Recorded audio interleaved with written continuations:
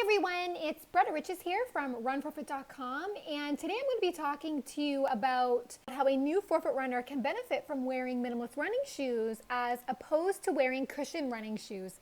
As cushion running shoes with a large padded heel may make it hard for a forefoot running learner to dodge heel strike when they run. Besides, it's a well-known fact that cushion-heeled running shoes encourages a heel strike landing during running because of the angle of which the foot is always positioned in these kinds of shoes. There is more research showing that barefoot-inspired running shoes, which are minimalist shoes like the Vibram 5 Fingers KSO, the Sakwa X8, and the Morel Vapor Glove, just to name a few, there is research showing that this type of footwear can help you reverse your heel strike mechanics by helping you land better on your forefoot and with a more flatter foot strike placement. Remember, landing with a flatter foot strike on the forefoot provides greater surface area for shock to spread over the foot. Whereas on the heel, as if you are heel striking, while you run, the heel pad is too small and not durable enough to completely absorb the blunt force that is generated at heel strike. So how a minimalist shoe helps you aim better to land on your forefoot during running, and this is all due to the flatness of the design of the shoe. Remember, a true minimalist shoe should be zero drop. That means the toe box and heel should be level relative to each other.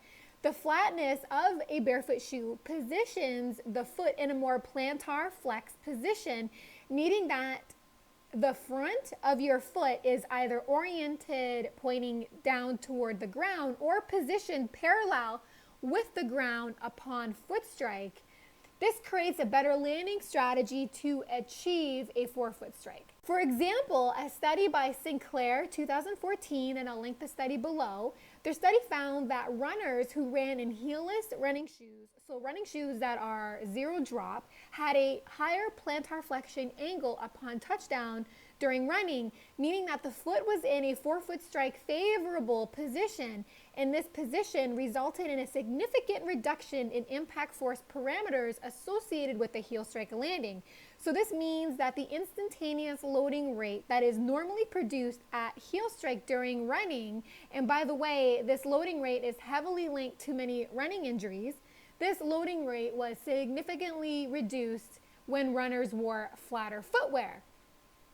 If the foot is parallel with the ground upon foot strike during running, as in a higher plantar flexion angle, this sets the foot up to land squarely on the forefoot. And this is what is so great about minimalist shoes, is that they help new forefoot running beginners improve their forefoot strike accuracy. But you still need to pay very close attention to your forefoot strike mechanics when you run, because running in barefoot inspired footwear is definitely not the same as running barefoot, as you get less pressure sensations and foot nerve stimulation from the ground in minimalist shoes as compared with running barefoot.